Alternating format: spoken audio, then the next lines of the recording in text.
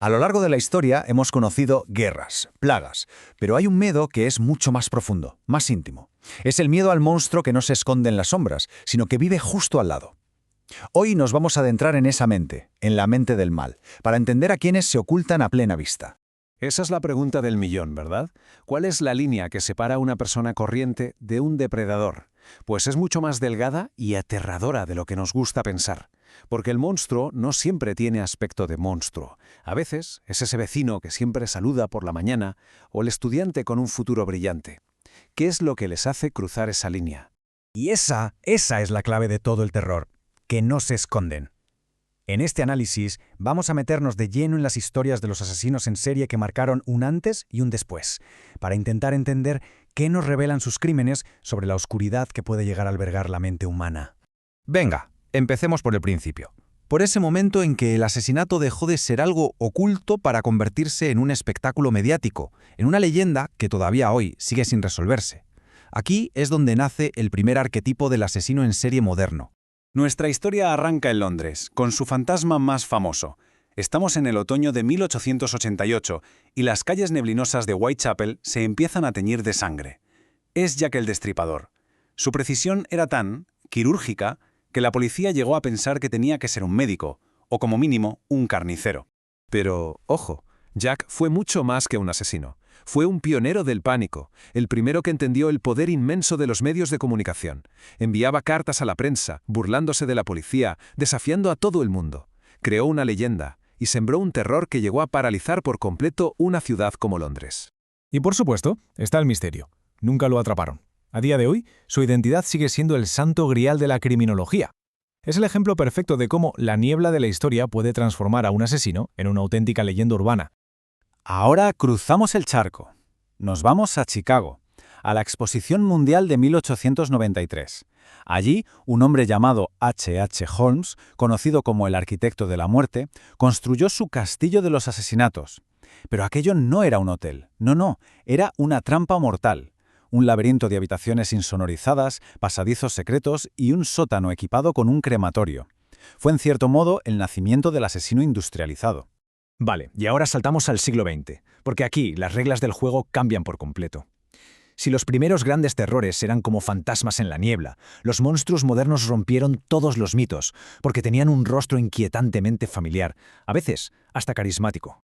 Esta comparación es fundamental. Por un lado, H. H. Holmes mataba principalmente por dinero, por codicia. Estafaba a las aseguradoras, vendía los esqueletos de sus víctimas.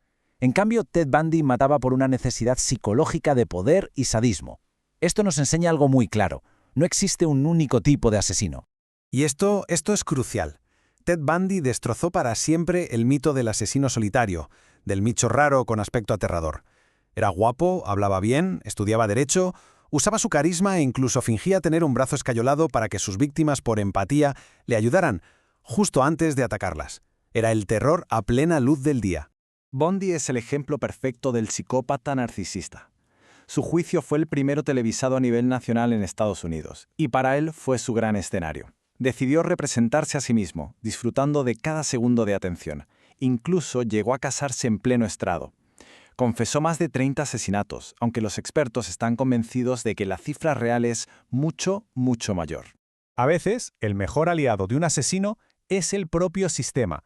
Fijaos en Andrei Chikatilo, en la Unión Soviética. Mató a más de 50 personas. ¿Cómo pudo ser?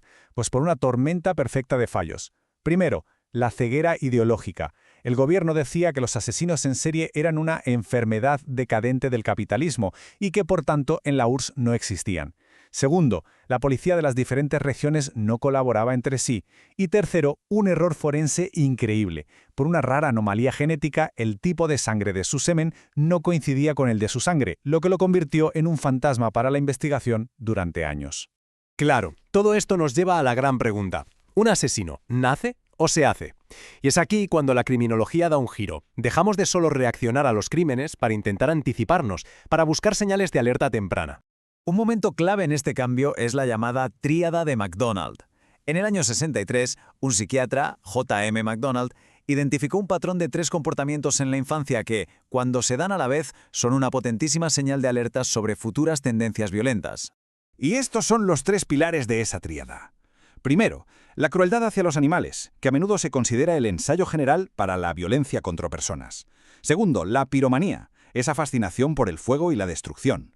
Y tercero, la enuresis crónica, o sea, mojar la cama mucho más allá de la edad normal, que suele ser un síntoma de un trauma muy profundo.